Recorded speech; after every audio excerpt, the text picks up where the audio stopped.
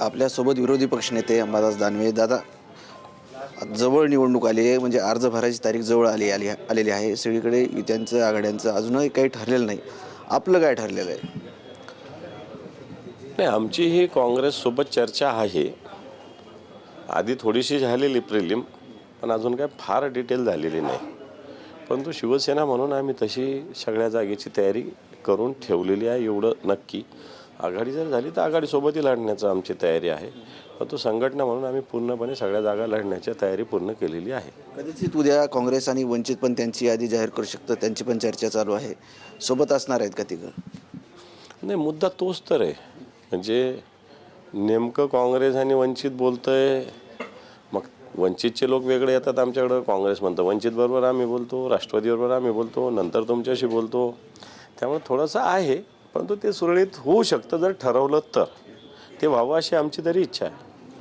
दुसरीकडे भाजप शिवसेनेच्या युतीचं अजूनही काही जमलेलं नाही. जवळपास 8 बैठका झाल्या त्यांचं काही ठरायला नाही. बहुतेक उद्या कदाचित त्यांचं युतीची घोषणा होऊ शकते, परंतु अजून तरी शक्यता नाही. तुम्ही कसं बघता त्यांच्या या सर्व प्रकारात?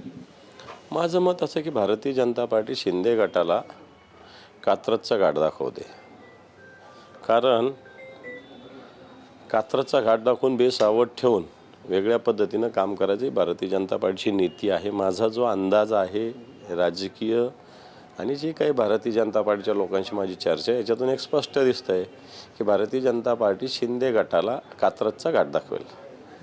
रवींद्र धनगेकर आहे, त्यांच्या मुलाची जी जागा होती ती जागा भाजपने त्यांना दिली नाही. शेवटी त्यांचा मुलगा आता अपक्ष लढणार आहे.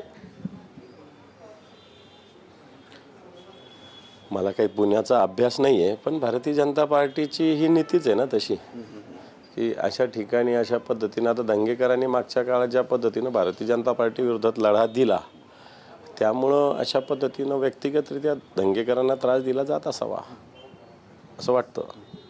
नक्कीच हे होते माझे विरोधी पक्षनेते अंबादास दानवे. कॅमेरामॅन अमित आडेसह संजय सरवदे, TV9 मराठी, छत्रपती संभाजीनगर.